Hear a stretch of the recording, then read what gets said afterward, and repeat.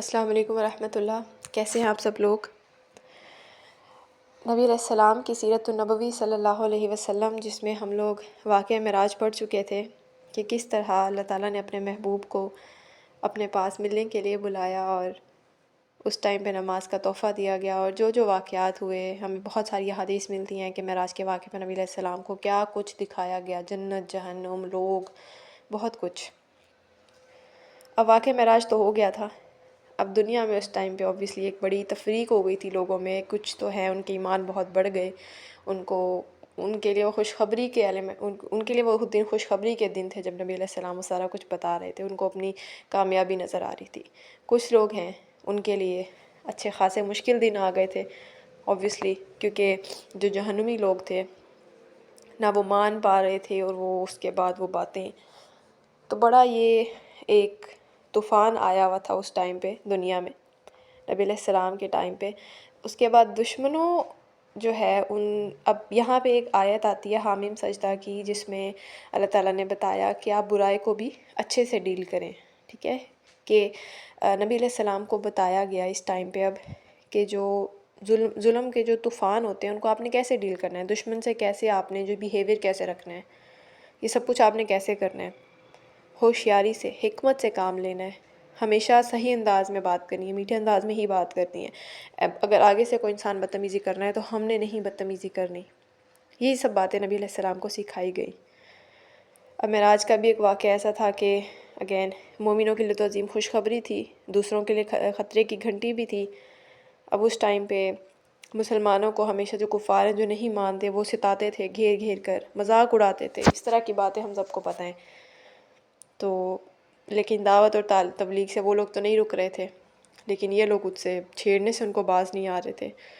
تو نبی علیہ السلام ساری اذیتیں جھیلتے رہے اور رحمت ہی بنے رہے ہمیشہ ہر کسی کے لیے۔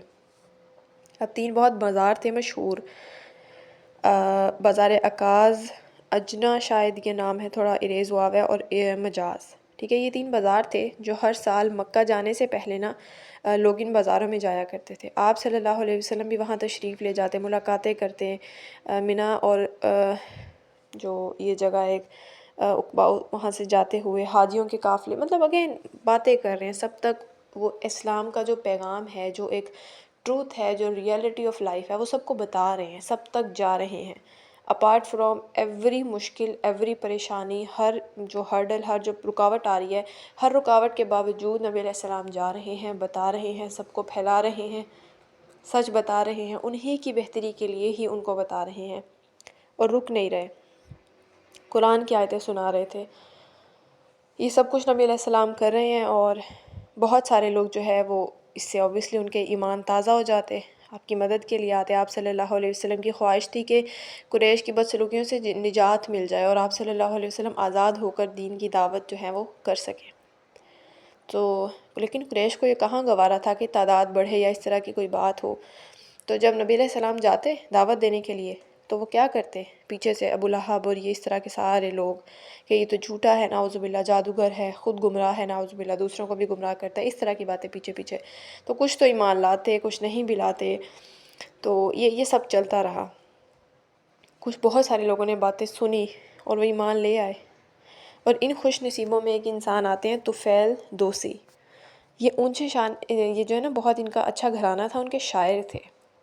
اب عقل اور سے بہرو برتے، ان میں بہت زیادہ عقل تھی، اب شاعر تھے تو اوبیسلی انہیں لینگویج پہ کمانڈ تھی۔ شاعر جو ہوتے ہیں نا وہ ایک ہم جیسوں سے ذرا اونچے لیول کے انسان ہوتے ہیں، جن کو اس لینگویج پہ بڑی کمانڈ ہوتی ہے، ان کو پتہ ہوتا ہے اس لینگویج کے وزن، اور یہ جو ٹیکنیکلٹیز ہوتی ہیں نا لینگویج کی، وہ ایسے نہیں ہوتی، ان کی بہت انہیں سمجھ ہوتی ہے کہ کوئی چیز جادو ہے یا کلام میں کچھ ہیر پھیر ہے، نہیں، وہ شاعروں کو ہر چیز پتہ ہوتی ہے۔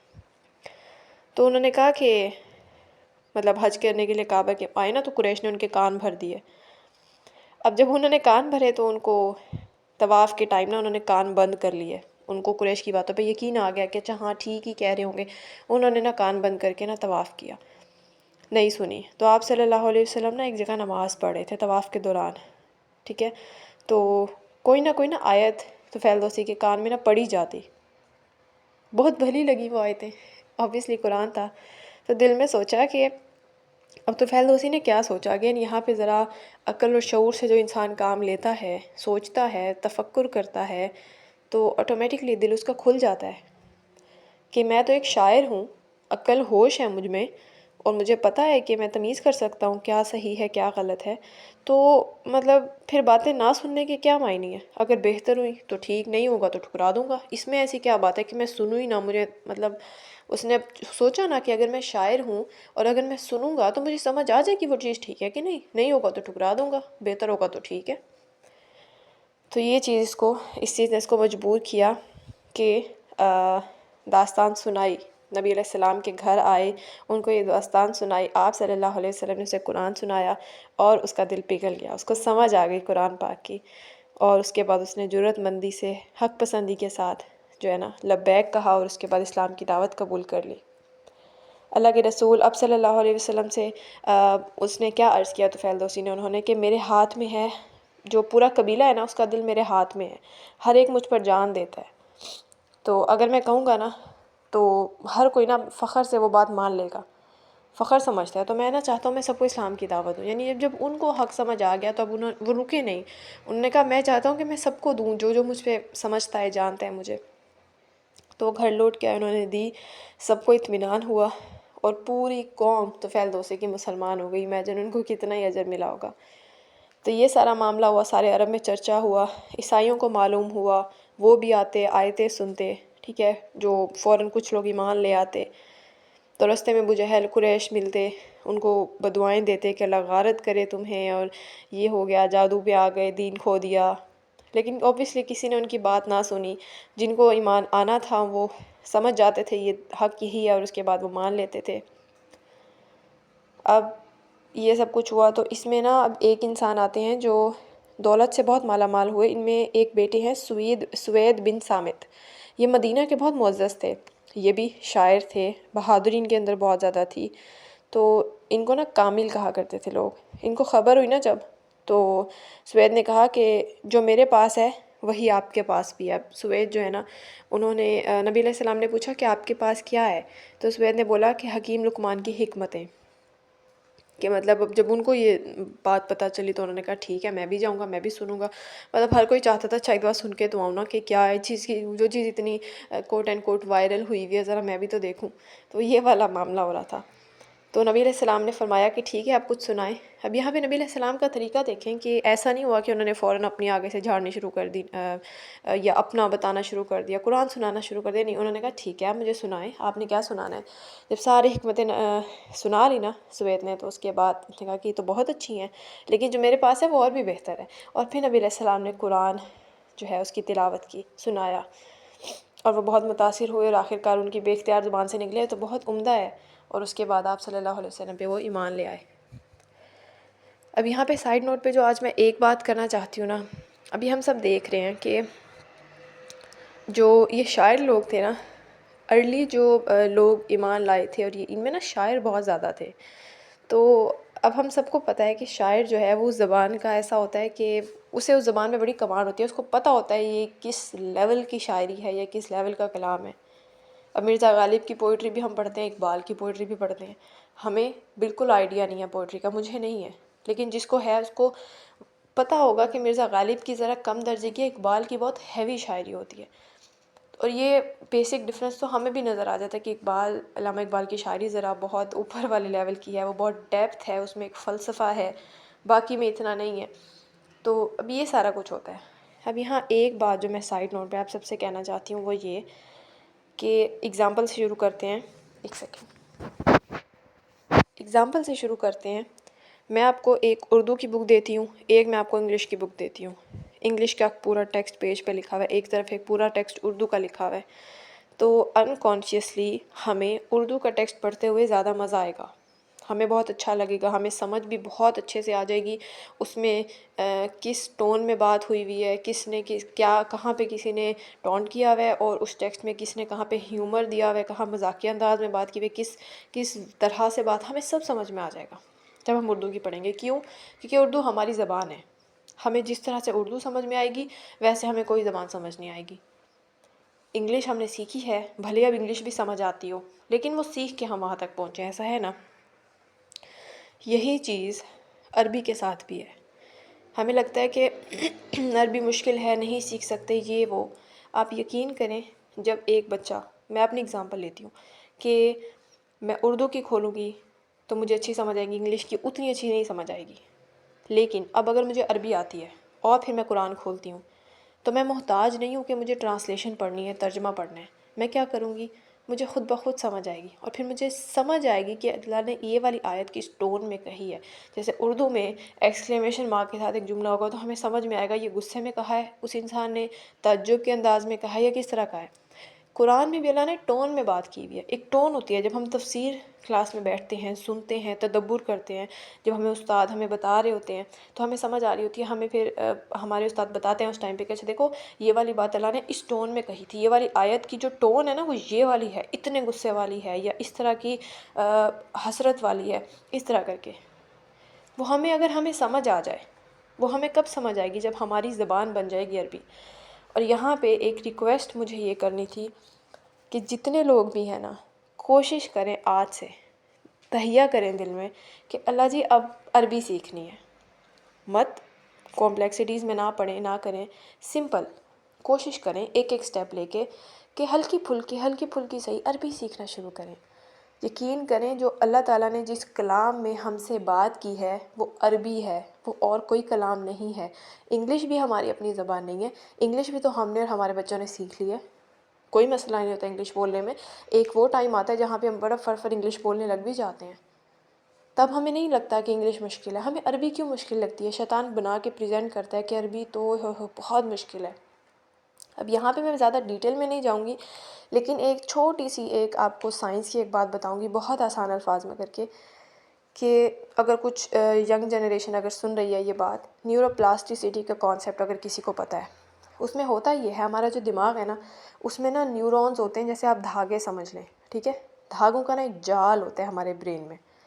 وہ جال جتنا بڑا ہوتا ہے، یعنی نیورونز کا جو جال ہے وہ جتنا بڑا ہوتا ہے نا، دھاگے جیسے ہوتے ہیں نیورونز، اتنا ہی آپ کا دماغ نا کھلا ہوا ہوتا ہے. آپ کو کمپلیکسٹیز نا آسان لگ رہی ہوتی ہیں، ٹھیک ہے؟ آپ کو ایکسپوجر ہوتا ہے، آپ کو مسئلوں کے حل آرام سے پتہ چل جاتے ہیں. آپ کو جتنا یعنی آپ کے زیادہ ہوگا نا وہ جال، نیورونز کی جو وہ ایک جال ہے، وہ جتنا ہوگا آپ کا بچہ اتنا ہی شارپ ہوگا. وہ والا بچہ جس کا وہ جتنا زیادہ ہوگا اس کا وہ شارپ ہوگا، اسے مسئلوں کے حل زیادہ سمجھ میں آتے ہوں گے، اس کا آئی کیو بہت زیادہ ہوگا، وہ انٹیلیجنٹ بہت زیادہ ہوگا، اس کی جو کریٹیکل تھنکنگ کی کیپیسٹی ہے وہ بہت زیادہ ہوگی، وہ ایموشنلی بڑا اسٹرانگ ہوگا. یہ سارے پلس پوائنٹس ہیں. جتنا زیادہ نیورونز کا جال ہوگا اتنا زیادہ وہ بچہ جو ہے نا، وہ انسان، وہ بہت ہائی لیول پہ ہوگا، اس کا آئی کیو بڑا ہوگا. جیسے ہم عام زبان میں کہتے ہیں نا آئی کیو بڑا اس بندے کا، وہ آئی کیو ہوگا، وہ ای کیو میں بڑا آگے ہوگا، اس کو کریٹیکلی چیزوں کو دیکھنا آتا ہوگا، وہ نئی طریقے سے دنیا کو دیکھ رہا ہوگا، اس کو حل پتہ ہوں گے مسئلوں یہ والا، اور وہ کامیاب بھی ہوگا. ٹھیک ہے؟ یہ جو چیز ہے نا، اب یہ میں نے آپ کو بہت سمپل کر کے بتایا. اب اس میں سے جو ایک وجہ، اب نیورو پلاسٹیسٹی کے طریقے آ گئے ہیں دنیا میں کہ کس طرح سے ہم جو ہے یہ چیز بچوں میں ڈال سکتے ہیں. اس کی ٹریننگز ہوتی ہیں، ورکشاپس ہوتی ہیں. یقین کریں ایک طریقہ جو سائنس نے اب بتایا وہ یہ ہے کہ جب آپ ایک کمپلیکس لینگویج سیکھتے ہیں نا تو آپ کا دماغ جو ہے، وہ جو برین ہے، تب وہ نئے جال بناتا ہے. یہ میں آپ کو بہت سمپل کر کے بتا رہی ہوں، جال آسان زبان میں. جب ہم ایک نئی لینگویج سیکھتے ہیں نا، نئے دھاگے، ایک دھاگے سے نیا دھاگا جنریٹ ہوگا، اس سے اگلے دھاگے جنریٹ ہوں گے، اور وہ ایک جال بنتا جائے گا. اور ہم اتنے ہی زیادہ ہمارا جال بنیں گے، اوبویسلی ہمارے اندر وہ ساری جو کیپیبلٹیز ہیں وہ آتی جائیں گی. یہ ہوتا ہے جب ہم ایک کمپلیکس لینگویج سیکھتے ہیں. آج ہمیں اپنے اس سوال کا جواب مل گیا ہے کہ ہم سمجھتے تھے عربی کیوں ہے اتنی مشکل، اردو میں واحد و جمع ہے، انگلش میں سنگولر پلورل ہے، عربی میں تثنیہ کیوں ہے ساتھ عربی میں واحد و جمع کے درمیان ایک تثنیہ کا صیغہ بھی ہے، یہ کیوں ایکسٹرا ہے؟ آج ہمیں جواب مل گیا ہے. اس لیے ایکسٹرا ہے، اور ہمیں اتنی زیادہ ڈیٹیلنگ عربی میں، اتنی خوبصورت زبان ہے، وہ کیوں ہے؟ اللہ نے ہمارے اپنے فائدے کے لیے دی ہوئی ہے. آپ سمجھیں کہ صحابہ کے مطلب صحرا میں رہنے والے لوگ تھے، دنیا کا کوئی خاص ایکسپوجر نہیں تھا، سٹل ان کو کیا ان کی سینس تھی کہ ان پہ آیتیں کس طرح سے اترتی تھی. ان کی اپنی زبان تھی، وہ بھی ایک وجہ ہے، لیکن ان کے دماغ اتنے کھلے ہوئے تھے کیونکہ وہ عربی تھے. ان کے دماغوں میں اتنے نیورونز کے جال تھے، ان کی اتنا دماغ کا ایکسپوجر تھا کہ وہ دنیا میں ان کا ایکسپوجر نہیں بھی ہوا، لیکن ان کو وہاں رہ کے بھی کہ پھر جب ان کو پتہ ہوتا تھا کہ کس سے کیسے ڈیلنگ کرنی ہے، وہی عمر بن خطاب ہیں، نبی علیہ السلام ہیں، ابوبکر صدیق، حضرت علی، حضرت Usman, you name it, so many صحاباز، کہ وہ رومن پرشین امپائرز کے سامنے جا کر ان کو کس طرح کے لیٹر لکھا کرتے تھے۔ حضرت خالد بن ولید کس طرح کی اسٹریٹجیز بنائی ہیں انہوں نے۔ ابھی میں دیکھ رہی تھی، میرے خیال سے کوئی اسرائیلی ریسنٹ سولجر ہے جب ان کا پتہ چلا جب اس کی ڈیتھ ہوئی ہے، تو وہ بک پڑھ رہا تھا حضرت خالد بن ولید کی، جو جنگی اسٹریٹجیز ہوتی ہیں نا، جنگی حکمت عملی، کہ کس طرح ہم نے حملہ کرنا ہے، کیا کرنا ہے، کیسے کرنا ہے، اتنی مشہور ہے حضرت خالد بن ولید کی۔ وہ کہاں سے آ رہی تھی؟ ان کو تو کوئی ایکسپوجر نہیں تھا دنیا کا، صحرا میں رہنے والے لوگ تھے۔ زبان اثر ڈالتی ہے آپ کے دماغ پہ، جتنی کمپلیکس زبان ہوگی آپ کا دماغ اتنا کھلتا ہے۔ دنیا پہ رول کیا مسلمانوں نے، عربوں نے، وہی عرب جو صحرا میں رہنے والے تھے، کیسے؟ ان میں سے ایک وجہ ہے یہ۔ تو اسی لیے ریکویسٹ میں آپ سے یہ کروں گی کہ اب آپ جو جتنے لوگ کوشش کر رہے ہیں آہستہ آہستہ کریں، لیکن جتنا اب آپ ہمت کریں، آپ کہیں اللہ جی اب جتنا بھی میری زندگی رہ گئی میں کوشش کر رہی ہوں، آپ نے میری اس کوشش کو قبول کرنا ہے، اللہ تعالیٰ نے بس آپ کی کوشش اور چاہت دیکھنی ہے، آپ کو زبان آئے یا نہ آئے، فائدہ ہو یا نہ ہو، اللہ تعالیٰ تو آپ کو دیکھ رہے ہیں نا کہ آپ چاہت سے آپ نے شروع کیا ہے۔ لیکن جتنے بھی آپ کے ارد گرد بچے ہیں چھوٹے، آپ یقین کریں ان کو بہترین تحفہ جو آپ دے کے جا سکتے ہیں، ہم دے کے جا سکتے ہیں، وہ یہ ہے کہ بچوں کو بچپن میں عربی سکھا دیں۔ اب ہم سوچیں گے کہ اچھا عربی تو اتنی مشکل ہے، تو بچپن میں تو بہت برڈن ہو جائے گا بچوں پہ، یہ وہ۔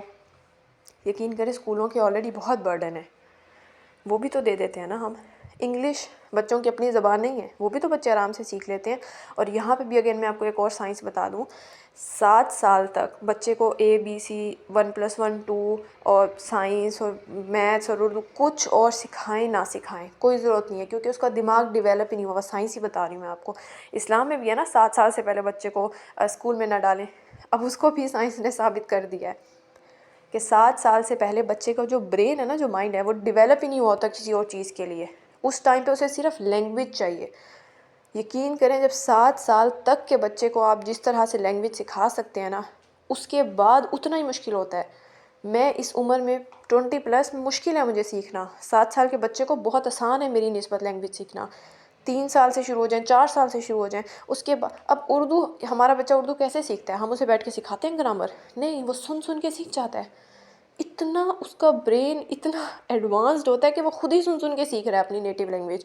انگلش والے گھروں میں پیدا ہوا بچہ، گورے کا بچہ، وہ انگلش سیکھ جائے گا ویسے ہی سن سن کے، خالی ایڈوانسڈ ہوتے ہیں بچوں کو، اس ٹائم پہ سکھانے کی ضرورت نہیں ہوتی اتنی، بس اس کو وہ ان پٹ جانی ہوتی ہے، وہ خود ہی وہ ویسے جیسے نیٹیو اسپیکر، ہم جیسے ہمارا بچہ اردو بولتا ہے، ہم نے اسے سکھائی نہیں ہے لیکن وہ بولتا ہے، میں بولتی ہوں مجھے کسی نے اردو نہیں سکھائی بیٹھ کے۔ اسی طرح اگر بچے کو 7 سال سے کم عمر میں، یا چلو جتنے بھی چھوٹے ہیں، ان کو اگر ہم عربی دے دیں گے نا، یہ بہترین تحفہ، یقین کریں پھر جب وہ عربی کی کتاب، جب قرآن پاک کھولے گا نا، وہ بچہ ساری زندگی آپ کے لیے صدقہ جاریہ۔ ہمیں صدقہ جاریہ کا بڑے لالچ ہوتے ہیں، تو یہ اتنا بہترین صدقہ جاریہ نا جو ہم اپنے بچوں کو دے سکتے ہیں کہ وہ قرآن کھولے تو اس کو وہی اپنائیت محسوس ہو جو ہمیں اردو کی کتاب کھول کے ہوتی ہے۔ ارے ہمیں تو فل سمجھ میں آ رہی ہے کہ اس ٹون میں کیا کہاں کیا بات کی ہوئی ہے، وہ جب قرآن کھولے گا اس کو وہی اپنائیت محسوس ہوگی، اس کو مزہ آئے گا پڑھتے ہوئے، اس کو سٹوری بک لگے گی قرآن، اس کو واقعی فیل ہوگا کہ یہ اللہ نے مجھ سے بات کی ہے، اللہ نے ہم سے جو بات کی ہے وہ عربی زبان میں کی ہے، اردو میں نہیں کی، اور اس کی حکمتیں ہیں، اس کی وجہ ہے کوئی۔ ہم نے انگلش تو سیکھ لی، ہم نے عربی نہ سیکھی، کوئی بات نہیں، اب انشاءاللہ ٹائم ہے، آپ سیکھ لیتے ہیں جتنی ہم سے کیپیسٹی میں ہو سکتا ہے وہ۔ اور بچوں کو تو ہم نے ضرور اب انشاءاللہ ٹھان لے کے ہم سکھاتے ہیں پیار محبت سے بچوں کو، جتنے ارد گرد بچے کوشش کریں ان کو عربی سے محبت ان کی ڈیولپ کر جائیں، اللہ کی محبت ان کے دلوں میں ڈال گئے تو یہ بہترین تحفہ ہے ساری زندگی کے لیے۔ وہ انسان اور وہ بچہ جب بڑا ہوگا اور وہ اسے جب سمجھ آئے گی عربی کی امپورٹنس، تو وہ جب اپنے بچوں میں ڈالے گا، وہ ساری زندگی کے لیے تاحیات صدقہ جاریہ ہی ہوگا آپ سب کے لیے۔ تو بہتر ہے کہ پلیز یہ جو عربی کی جو امپورٹنس ہے اس کو سمجھیں، کس طرح بچے کا وہ دنیا میں بھی کامیاب ہو کے وہ تبھی ابھرے گا جب اس کا دماغ اتنا کھلا ہوا ہوگا نا۔ اور کوئی مشکل نہیں ہے، بچے کے لیے اتنی آسان ہے نا، بچے کے لیے ایسے جیسے وہ کھیل رہا ہے، وہ کھیل میں اس نے عربی سیکھ لینی ہے، اس کے لیے مشکل نہیں ہے، تو اس کو عربی سکھائیں۔ پھر ہمیں جیسا مزہ آتا ہے نا اردو کی اسٹوری بک پڑھتے ہوئے، اس کو عربی میں پڑھتے ہوئے مزہ آئے گا، وہ پھر حدیث کی، وہ عربی سے گھبرائے گا نہیں۔ ہم قرآن آدھی زندگی تو ہم گھبراتے رہے ہیں نا کہ ہم قرآن کھولیں، سمجھ نہیں آ رہی، پھر ہم ٹرانسلیشن پڑھ رہے ہیں، ٹرانسلیشن ہوگی۔ یہ بھی میں آپ کو بتا دوں، میں نے انگلش میں لٹریچر میں کیا ہے BS، تو MPhil، تو ہمیں پتہ ہے اس بات کا، ہم نے پڑھی بھی ہے یہ سائنس، کہ جب ایک لینگویج سے دوسری لینگویج میں ایک ٹیکسٹ ٹرانسلیٹ ہوتا ہے نا تو اس کا آدھا مقصد فوت ہو جاتا ہے۔ آدھی چیزیں آپ ٹرانسلیٹ کر ہی نہیں سکتے. اس کی ایک بڑی پرائم اگزامپل ہے، جیسے اردو میں ہم ورڈ یوز کرتے ہیں غیرت کا، اور ایک ورڈ ہم یوز کرتے ہیں عزت کا. عزت اور غیرت دو مختلف چیزیں ہیں نا. انگلش میں دونوں کے لیے ورڈ یوز ہوتا ہے آنر. اب انگلش والے کو آپ کیسے سمجھائیں گے کہ یار غیرت اور چیز ہے، عزت اور چیز ہے؟ وہاں تو آنر ہی آئے گا، جو مرضی کر لیں، اس کے لیے لفظ ہی نہیں ہے. تو اسی طرح احادیث کی بھی ایک ٹون ہے کہ اب مجھے اگزامپل بول کے ایک حدیث ہے نبی علیہ السلام کی، جس میں وہ ایک چیز بتائی گئی ہے کہ وہ جو غربا ہے نا، ان کے لیے خوشخبری ہے آخری دور میں. وہ غربا کون ہے؟ اس کو ایکسپلین کرنا پڑے گا. اسٹرینجرز اس کے لیے صحیح ورڈ ہے ہی نہیں جو انگلش والے یوز کرتے ہیں. ویئرڈ جو ہے نا اس کے لیے، انگلش جن کو آتی ہے، جو ویئرڈ ورڈ ہے وہ ٹھیک وہاں پہ بیٹھتا ہے اس کے لیے بھی، لیکن اس کو ایکسپلینیشن کی ضرورت ہے. تو جب عربی آتی ہوگی تو ان کمپلیکسٹیز میں بندہ گھسے گا ہی نہیں، اس کو عربی سے ہی وہ ٹون سمجھ میں آ جائے گی. تو پلیز میک شیور کہ بچوں کو، اور ہمیں اب انشاءاللہ عربی سیکھنی ہے. عربی کو بھی جیسے ہم نے انگلش کو عام کیا، عربی کو بھی عام کرنا ہے، کیونکہ عربی رب کائنات کی لینگویج ہے جس میں اللہ تعالیٰ نے ہم سے بات کی ہے. کوئی وجہ ہے، اور اس کی وجہ سے ہمارا دماغ بھی کھلتا ہے اور ہم کامیاب بھی ہوتے ہیں، اس دنیا میں بھی اور اگلی دنیا میں بھی انشاءاللہ. جزاک اللہ خیر.